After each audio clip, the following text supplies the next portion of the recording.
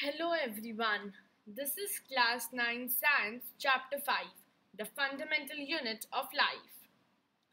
तो लाइफ का जो फंडामेंटल यूनिट होता है ना, तो वो होता है सेल. अब हम पढ़ेंगे डिस्कवरी ऑफ सेल कि सेल डिस्कवर किसने किया, कैसे किया, कहाँ किया. सो रॉबर्ट हुके ने 1665 में सेल को डिस्कवर किया था. कैसे किया? उसने कॉर्क से किया. तो कॉर्क क्या होता है? आपने ट्री देखा होगा, उसके जो बार्क होता है ना, उसके बार्क में कॉर्क होता है. उस कॉर्क के अंदर रॉबर्ट हुके ने देखा कि छोटे छोटे कंपार्टमेंट्स बने हुए हैं. So he coined that compartments as cell. Latin में सेल को लिटिल रूम्स कहा जाता है. छोटे छोटे रूम्स कहते हैं लेटिन में. जो सेल होता है ना, वो बेसिक बिल्डिंग स्ट्रक्चर होता है हर लिविंग ऑर्गेनिजम्स का. जो बेसिक बिल्डिंग जिससे वो पूरा ऑर्गेनिजम्स बनता है, उसे कहते हैं सेल. सो सेल को ना कंपाउंड माइक्रोस्कोप से देखा जाता है. सो कंपाउंड माइक्रोस्कोप इज दिस. इसके पार्ट्स क्या क्या होते हैं? आईपीस, जहां से आप देखते हो. बॉडी ट्यूब, ये. Course adjustment, fine adjustment, arm, clip, microscope slide जो आप रखते हो, जिसको आपको देखना होता है, वो microscope slide, condenser, base, mirror, स्वीव, स्टेज जिसपे आप रखते हो अपना microscope slide, and object lens जिससे आप देखते हो. सो कभी कभार एग्जाम में पूछा जाता है that draw the compound microscope and label it. So for that this is given. Now let's come back to the cell. So Robert Hooke ने जो 1665 में सेल का डिस्कवर किया था, और उसके बारे में और भी कुछ जाना था. कैसे जाना था? प्रिमिटिव माइक्रोस्कोप से उसने और भी कुछ जाना था सेल के बारे में. फिर लुएनहुइक, उसने 1674 में फ्री लिविंग सेल्स, जो भी फ्री लिविंग सेल्स होते हैं पॉन्ड्स में, उसने उसको डिस्कवर किया था इम्प्रूव्ड माइक्रोस्कोप से. रॉबर्ट ब्राउन ने 1831 में न्यूक्लियस को डिस्कवर किया था. पुरकिंजे ने 1831 में प्रोटोप्लाज्म को डिस्कवर किया था. सिचलैंडन ने 1838 में और सिचवान ने 1839 में, इन लोगों ने सेल थ्योरी को डिस्कवर किया था. तो सेल थ्योरी क्या होती है? जो प्लांट्स और एनिमल्स को सेल कंपोज करता है, यानी कि सेल बनाता है, सेल से वो लोग बनते हैं, और सेल हर लिविंग ऑर्गेनिजम्स का बेसिक स्ट्रक्चरल यूनिट होता है. यानी कि दो चीजें होती है सेल थ्योरी में. एक कि प्लांट्स और एनिमल्स सेल से बने हुए हैं, और दूसरा कि सेल बेसिक स्ट्रक्चरल यूनिट होता है हर लिविंग ऑर्गेनिजम्स का. फिर वर्चाव ने 1855 में प्री एग्जिस्टिंग सेल्स को डिस्कवर किया था, यानी कि सेल का डिवीजन. तो cell is divided into two. First is unicellular and second is multicellular. Unicellular organisms and multicellular organisms. तो यूनिसेल्युलर ऑर्गेनिजम्स वो ऑर्गेनिजम्स है जो सिर्फ एक ही सेल से बने हुए हैं. फॉर एग्जाम्पल पैरामोशियम, अमोइबा, बैक्टीरिया, यीस्ट, उनके पूरी बॉडी में सिर्फ एक ही सेल होता है. और मल्टीसेल्युलर ऑर्गेनिजम्स वो होते हैं जो एक से ज्यादा सेल के बने हुए होते हैं. For example plants, animals, humans, etcetera. Uni का मतलब होता है वन, और सेल तो यानी कि वन सेल वाले ऑर्गेनिजम्स, वेयरएज मल्टी का मतलब होता है मेनी, और सेल यानी कि ज्यादा सेल वाले ऑर्गेनिजम्स. सो मल्टीसेल्युलर जो ऑर्गेनिजम्स होते हैं ना, वो सबसे पहले एक ही सेल के होते हैं. फिर वो आगे जाके सेल डिवीजन करके वो पूरे बॉडी बन जाता है, फिर मल्टीसेल्युलर ऑर्गेनिज्म बनते हैं. फॉर एग्जाम्पल जब फर्टिलाइजेशन होता है, तो जब स्पर्म और ओवम का फर्टिलाइजेशन होता है, तब जाइगोट आता है. Zygote is a single cell, दो इसमें दो न्यूक्लियस होते हैं, still it is a single cell. तो यही सिंगल सेल आगे जाके वो डिवाइड करता है सेल्स को, और फिर बेबी बनता है which is a multicellular organism. So सारे मल्टीसेल्यूलर ऑर्गेनिज्म सबसे पहले ओनली एक सिंगल सेल होते हैं, फिर वो आगे डिवाइड होके मल्टीसेल्यूलर ऑर्गेनिज्म बनते हैं। सो सेल के भी डिफरेंट डिफरेंट टाइप्स होते हैं। First is bone cell, second is nerve cell, third is blood cell, red blood cells and white blood cells. Then fourth is sperm और ovum, दोनों cells ही होते हैं। फिर this is the fat cell and smooth muscle cells. So these are the 7 cells, बहुत important होते हैं, याद रखना और इसके डायग्राम्स भी याद रखना। Now moving further, अब जो सेल होता है ना उसके अंदर ना सेल ऑर्गेनेल्स होते हैं। तो सेल ऑर्गेनेल्स क्या होते हैं? ये छोटे छोटे कंपोनेंट्स होते हैं जो सेल को फंक्शन करने में हेल्प करता है। तो अब जैसे हम लोग इस पिक्चर में देख सकते हैं कि यहाँ पे हमारे पास रिबोसोम्स है, न्यूक्लियस है, क्रोमैटिन है, cytoplasm, vacuole, lysosomes, mitochondria, plasma membrane etcetera. तो ये जितने भी है यहाँ पे सारे के सारे सेल ऑर्गेनेल्स हैं। तो ये सारे सेल को फंक्शन करने में हेल्प करते हैं, उसको लिवलीहुड के लिए वो हेल्प करते हैं। These are known as cell organelles. Cell के डिफरेंट डिफरेंट फीचर्स होते हैं। एक तो है प्लाज्मा मेम्ब्रेन, यानी कि जो आउटर कवरिंग होता है वो होता है प्लाज्मा मेम्ब्रेन। इसके बारे में हम लोग ज़्यादा आगे पढ़ेंगे। न्यूक्लियस, ये एकदम मेन पार्ट होता है सेल का। और साइटोप्लाज्म, ये जो फ्लूइड प्रेजेंट होता है ना सेल में, उसे कहते हैं साइटोप्लाज्म। इसके बारे में हम लोग आगे पढ़ेंगे। So now come to plasma membrane. So the outer covering, यानी जो सेल की एकदम बाहर की जो कवरिंग होती है ना, उसे कहते हैं प्लाज्मा मेम्ब्रेन। तो प्लाज्मा मेम्ब्रेन को हम लोग सेल मेम्ब्रेन भी बोल सकते हैं, सिलेक्टिवली परमिएबल मेम्ब्रेन भी कह सकते हैं, या फिर सेमी परमिएबल मेम्ब्रेन भी कह सकते हैं। अब एक क्वेश्चन आता है कि प्लाज्मा मेम्ब्रेन को हम लोग सिलेक्टिवली परमिएबल मेम्ब्रेन क्यों कहते हैं? सेल मेम्ब्रेन तो यानी कि वो सेल का जो पूरा आउटर कवरिंग है, इसलिए सेल मेम्ब्रेन कहते हैं, पर हम लोग उसको सिलेक्टिवली परमिएबल मेम्ब्रेन क्यों कहते हैं? तो जो प्लाज्मा मेम्ब्रेन है वो सिर्फ सिलेक्टेड मटेरियल्स को ही परमिट करता है सेल के अंदर आने के लिए। It allows only those selectively materials to come in the cell which are needed by the cell. ये बाकी और कोई भी मटेरियल्स को सेल के अंदर आने नहीं देता है। For example oxygen, carbon dioxide, water, food etcetera. तो जो प्लाज्मा मेम्ब्रेन होता है ना वो बहुत फ्लेक्सिबल होता है और वो ऑर्गेनिक मटेरियल से बना है। For which are lipids and proteins, वो प्रोटीन्स और लिपिड्स से बना हुआ है। सो प्लाज्मा मेम्ब्रेन में जो सेल्स होते हैं, अब हम लोग देखेंगे कि जो सेल्स है वो एयर का इनटेक कैसे करते हैं। सो वो एक डिफ्यूजन प्रोसेस होता है जिससे वो लोग एयर का इनटेक करते हैं। तो अब डिफ्यूजन प्रोसेस में क्या होता है, अब जैसे कि ये हमारा सेल है और ये उसका एक्सटर्नल एनवायरनमेंट है, ठीक है। अब जैसे कि सेल को ऑक्सीजन चाहिए, तो अब उसको अगर ऑक्सीजन चाहिए तो यानी कि जो सेल के जो अंदर है ना ऑक्सीजन का जो कंसंट्रेशन है वो कम है, इसलिए तो उसको बाहर से चाहिए बाहर से उसको क्या चाहिए? ऑक्सीजन चाहिए, क्योंकि उसके अंदर ऑक्सीजन का कंसंट्रेशन कम है। तो जो ऑक्सीजन होता है वो एक्सटर्नल एनवायरनमेंट में जो उसका जो कंसंट्रेशन है वो हाई होता है, क्योंकि अगर सेल के अंदर लो है तो जो उसका एक्सटर्नल एनवायरनमेंट है उसमें उसका जो कंसंट्रेशन है वो हाई होता है। तो ये सेल क्या करेगा, ये सेल बाहर से मतलब हायर कॉन्सेंट्रेशन से ऑक्सीजन को लोअर कॉन्सेंट्रेशन में लेके आ जाएगा।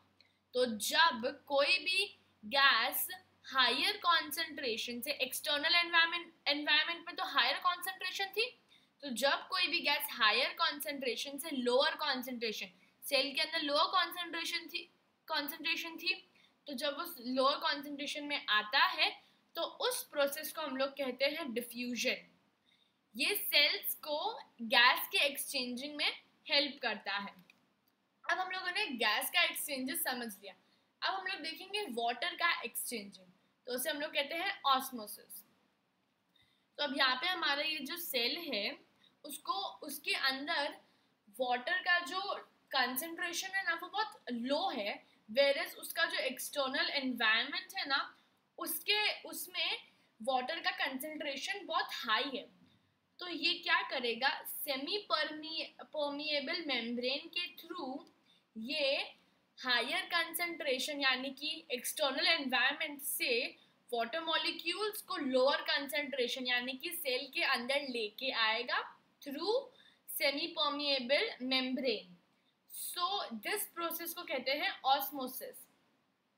The passage of water molecules from a higher concentration to a lower concentration through selectively permeable membrane is called osmosis। ठीक है, सो ऑस्मोसिस 3 सॉल्यूशंस में होते हैं, हाइपोटोनिक सॉल्यूशन, आइसोटोनिक सॉल्यूशन और हाइपरटोनिक सॉल्यूशन।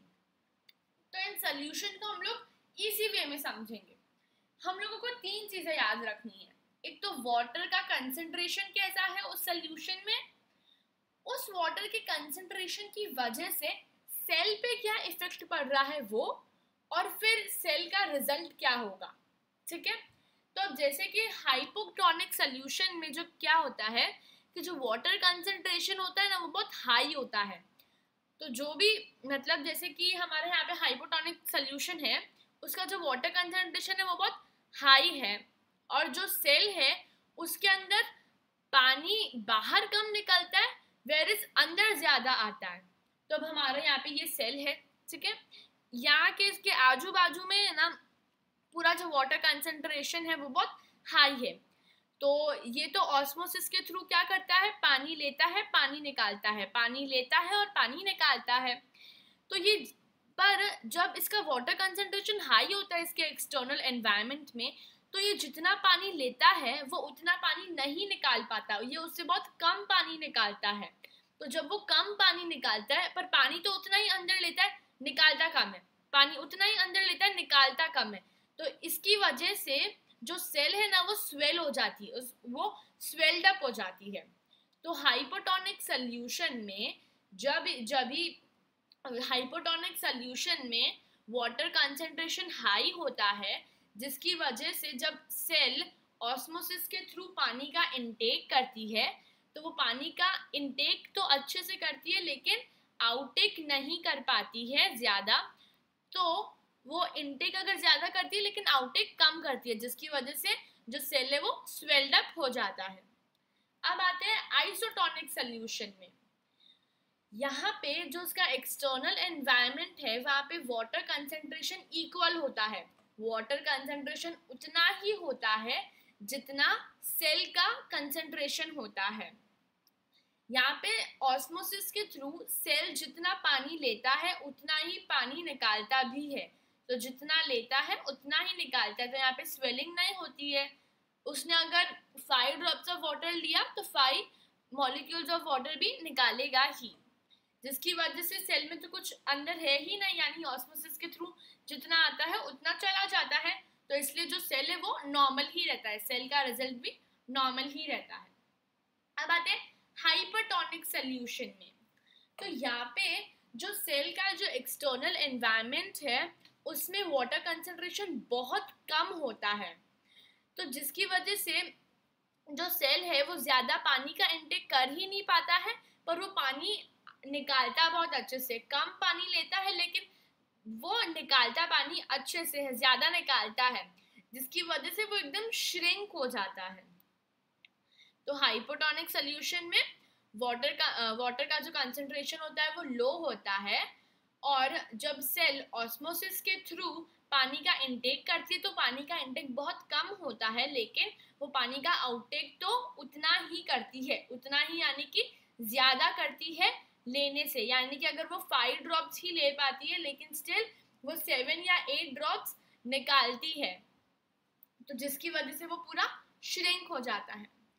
अब हम लोगों को ये तो समझ आ गया कि जो आइसोटोनिक है ना उसमें सब कुछ इक्वल होता है, इक्वल वाटर कंसंट्रेशन होता है, वो इक्वली लेता है और इक्वली निकालता है, और उसका जो रिजल्ट होता है सेल का वो भी इक्वल होता है। स्टूडेंट्स को सबसे ज्यादा कंफ्यूजन होता है हाइपो और हाइपर, इन दोनों में सबसे ज्यादा कंफ्यूजन होता है। तो इसको समझने का एक सिंपल तरीका है, हमें ये पता चला कि हाइपोटोनिक सोल्यूशन में जो सेल है वो पूरा स्वेल्ड अप हो जाता है, और हाइपरटोनिक सोल्यूशन में जो सेल है वो श्रिंक हो जाता है, यानी कि पिचक जाता है। तो हाइपो और हाइपर, तो हाइपो और हाइपर, तो यहाँ पे E है और यहाँ पे O है, तो O ज्यादा फूला हुआ यानी कि ज्यादा बड़ा है, तो इसका मतलब यहाँ पे स्वेल होता है तो वो बड़ा हो जाता है, तो सेम यहाँ पे O है तो वो बड़ा हो जाता है। जहाँ पे हाइपो है यानी कि वो बड़ा हो जाता है, और यहाँ पे हाइपर है यानी कि वो पिचक जाता है। So this is the way you can know where it swells, where it shrinks and where it is normal.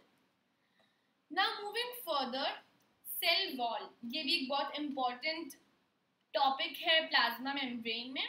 तो सेल वॉल होता क्या है, तो outermost covering of the cell, plasma membrane में आउटर मोस्ट कवरिंग होता है, लेकिन plasma membrane के बाहर एक सेल वॉल होता है, प्लाज्मा मेम्ब्रेन सेल वॉल के अंदर होता है। अब जैसे कि हम लोग ये पिक्चर देख सकते हैं, इसमें ये जो आउटर कवरिंग है ग्रीन, दिस ग्रीन वन, वो होता है सेल वॉल। इसके बाद आगे हमारा नेक्स्ट सेल आता है, तो जो एकदम लास्ट का जो कवरिंग होता है वो होता है हमारा सेल वॉल। ये जो सेल वॉल है वो सेल्यूलोज से बना हुआ होता है। तो सेल्यूलोज एक कॉम्प्लेक्स सब्सटेंस होता है जो स्ट्रक्चर और स्ट्रेंथ देता है प्लांट्स को। वो एकदम बहुत स्ट्रक्चर और बहुत स्ट्रेंथन सब्सटेंस होता है जो प्लांट्स के जो सेल वॉल है उसमें प्रेजेंट होता है, और वो प्लांट्स को एकदम स्ट्रेंथ देता है और उसको स्ट्रक्चर देता है। सो प्लाज्मोलाइसिस क्या होता है, ये एक प्रोसेस है एंड इट्स वेरी इंपॉर्टेंट।